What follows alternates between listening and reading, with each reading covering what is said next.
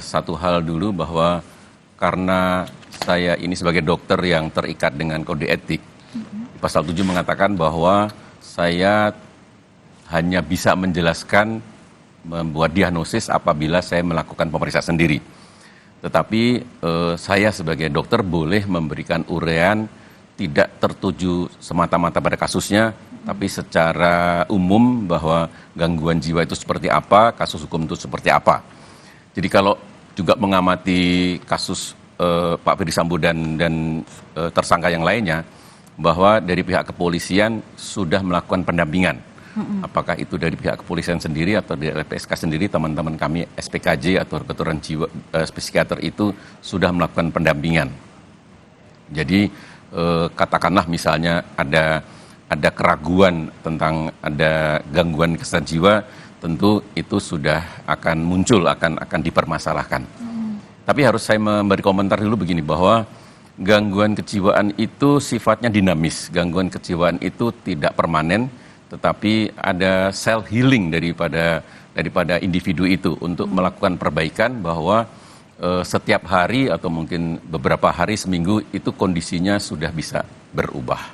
Jadi tantangan dari seorang dokter psikiater adalah bahwa kalau misalnya ada kasus melakukan suatu tindakan pidana, tindakan kekerasan, tindakan pembunuhan, itu kita diminta untuk memeriksa bahwa pada saat melakukan tindakan kejahatan itu, tindakan kekerasan, tindakan pembunuhan itu, apakah dalam kondisi yang terganggu secara kejiwaannya. Apakah seseorang itu tidak mampu berpikir yang jernih, tidak mampu mengendalikan emosi dengan baik, tidak mampu mengendalikan perilakunya. Jadi disitulah bahwa tantangan bagi seorang psikiater memeriksa kondisi pada hari hanya, pada jam D-nya. Hanya seringkali mendapat kesulitan bahwa kita diminta memeriksa itu sudah seminggu kemudian, bahkan sebulan kemudian.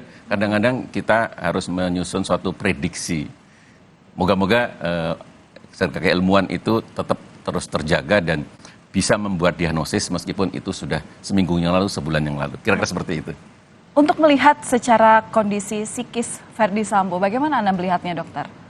Tentu saya tidak boleh untuk kasus kasus Pak Ferdy karena tidak meriksa. Tapi bahwa mungkin saya menganalisnya begini, bahwa tindakan pembunuhan atau kita menggunakan istilahnya homicide itu tentu sangat erat dengan kondisi kejiwaan seseorang. Saya bisa melihat dari 3 hal, bahwa tindakan pembunuhan itu bisa dilakukan pada seseorang yang terganggu kejiwaannya dalam taraf berat. Katakanlah itu di kondisi yang namanya psikosis, kondisi yang namanya skizofrenia, itu seseorang terganggu secara distorsi pikirannya, emosinya juga terganggu. Ada suara-suara, ada halusinasi dengar, atau ada suatu delusional pikiran bahwa meyakini sesuatu yang salah tetapi tetap dipegang. Katakanlah misalnya bahwa saya dikejar-kejar seseorang, saya mau dibunuh, maka daripada dia dibunuh, maka dia membunuh duluan. Bagi seorang psikiater untuk mendiagnosis apakah itu psikosis, apakah skizofrenia tidaklah terlalu sulit. Kondisi kedua yang namanya gangguan kepribadian. Gangguan kepribadian itu juga ada spektrumnya. Ada yang mungkin warnanya cukup pekat, ada warnanya yang sudah agak memudar, tapi bahwa beberapa hal ditandai. Bahwa gangguan kepribadian antisosial yang bisa melakukan tindakan pembunuhan itu seseorang yang tidak peduli dengan perasaan orang lain, tidak ada empati, emosinya dangkal, tidak peduli dengan aturan, melanggar hukum, melanggar norma, melanggar sopan santun, itu biasa dilanggar. Kemudian tidak mampu membina hubungan emosional, membina kecerdasan dalam jangka panjang. Orang dengan gangguan kepribadian antisosial itu tidak mudah belajar kesalahan, kesalahan yang lalu itu tidak bisa menjadi pelajaran. Makanya bahwa seseorang yang dihukum di LP itu kalau memang punya gangguan antisosial itu nggak bisa menjadi jera, nggak bisa cekapok.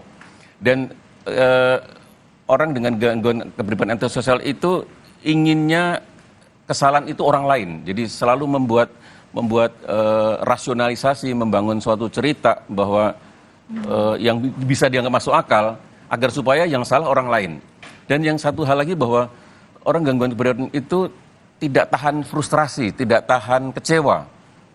atau mungkin istilah sekarang senggol bacok paling ya, bahwa mudah marah, mudah meledak, dan mudah menyakiti orang lain, bahkan bisa melakukan pembunuhan, dan itu bisa terpicu hal-hal yang sepele.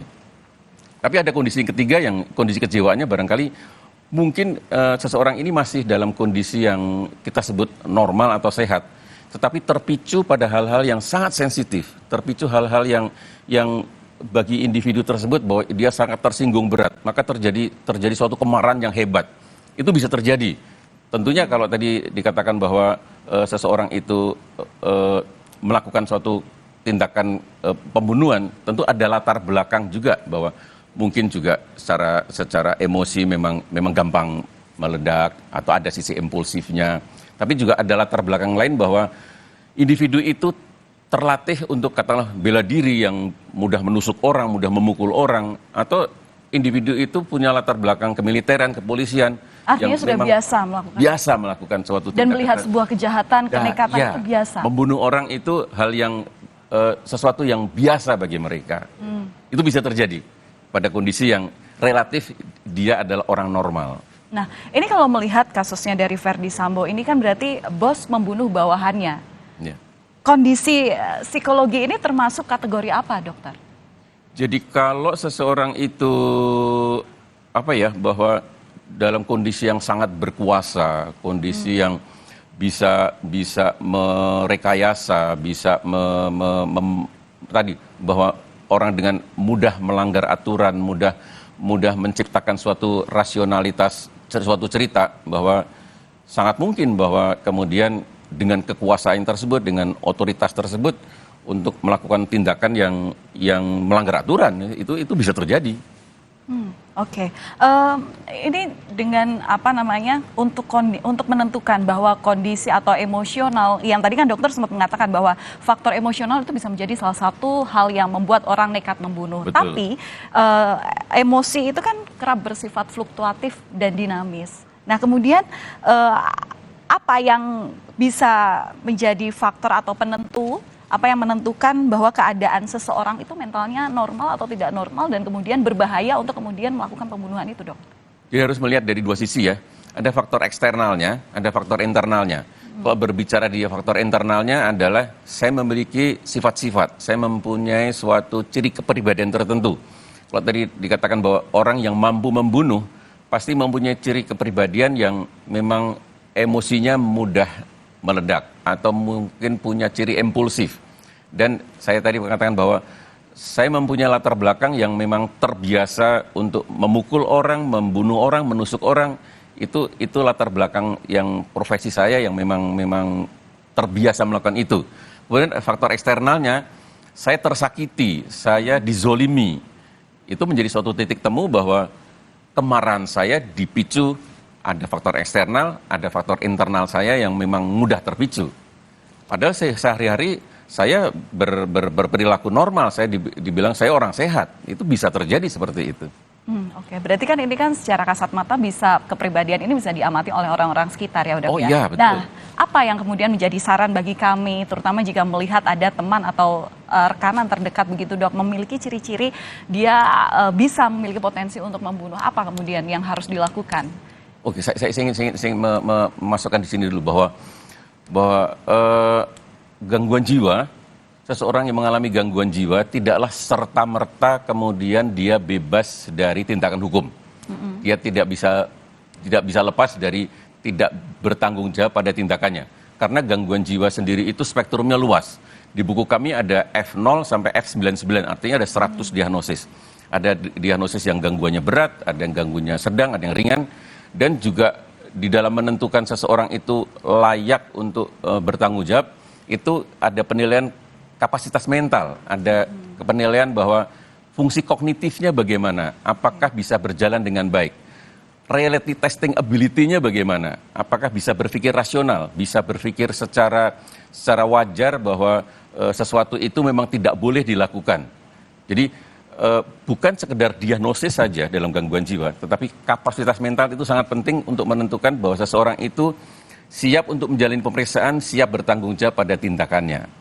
Nah, kalau tadi bahwa seseorang itu untuk diamati, gangguan jiwa itu bisa terjadi tadi bahwa sifatnya insidental, tapi ada latar belakang tertentu bahwa individu itu memang memiliki ciri-ciri tertentu yang bisa meledak, yang bisa menyakiti orang lain. Tapi kalau tadi berbicara gangguan kepribadian antisosial, itu prosesnya panjang. Jadi barangkali dari remaja sudah kelihatan bahwa ada ciri-ciri begini dan itu sifatnya menetap jangka panjang. Oke, berarti tanggapan publik terkait adanya gangguan jiwa pada kepribadian Verdi Sambo itu terbantahkan ya dok ya? Saya nggak bisa mengatakan gitu. Bisa ya, bisa enggak. Tapi prinsipnya yang ingin kita sampaikan bahwa jangan sampai bahwa gangguan jiwa itu nanti ditakutkan bahwa kalau seseorang itu didiagnosis gangguan jiwa kemudian bebas dari tindakan hukum. Tidak begitu. Bahwa kalau memang saya malah melihatnya begini, bahwa selama ini tidak ada permintaan dari kepolisian, tidak dari permintaan barangkali nanti dari kejaksaan bahwa ada kesulitan pemeriksaan, ada kehambatan bahwa tidak mampu menjawab pernyataan, tidak mampu berpikir secara rasional. Saya tidak melihat itu. Kalau tidak melihat itu bahwa dugaan kita bahwa baik-baik saja ini secara kesehatan jiwanya, baik-baik saja proses pikirnya. Jadi kapasitas mentalnya dalam kondisi yang baik. Oke. Bisa diperiksa, ya. Oke, ini singkat saja dokter. Ini kan Verdi Sambo sebentar lagi jika berkasnya lengkap kemudian akan menuju ke arah persidangan begitu. Adakah rekomendasi dari dokter Danardi terutama terkait pengawasan untuk juga pemeriksaan rutin terkait menjamin kesehatan jiwanya Verdi Sambo ini dalam kondisi baik sehingga dia dapat menjalani persidangan? Apa yang kemudian rekomendasi terhadap kepolisian ataupun juga dokter yang mengawasi Verdi Sambo dan juga tersangka lainnya? Pak Valen, setahu saya bahwa teman-teman kami dari kedokteran jiwa itu melakukan pendampingan. Pendampingan baik pada para tersangka, tentunya setiap kali pemeriksaan juga teman sejawat saya ada, artinya bahwa ini dipantau, bahwa kondisi ini diharapkan tetap kondisi dalam keadaan sehat, bisa dilakukan pemeriksaan dengan seksama, dengan baik, dan tidak mengalami hambatan. Oke, baik, terima kasih Dr. Danardi Sosro Sumiharjo, psikiater yang sudah memberikan pandangan terhadap kami. Tentu harapannya semoga ini dalam proses menuju persidangan ini kesehatan jiwa ataupun kesehatan secara fisik, psikologi dari Verdi Sambo dan juga tersangka lainnya bisa dalam kondisi baik sehingga Semoga berjalan lancar ya. Semoga berjalan lancar. Terima kasih dokter, salam sehat selalu. Dan saudara, usai jeda, Sapa Indonesia Pagi masih akan kembali untuk Anda dengan informasi mengenai pemerintah desa Keser di Kabupaten Blora, Jawa Tengah akhirnya mengembalikan uang warga yang sempat dipotong dari bantuan langsung tunai.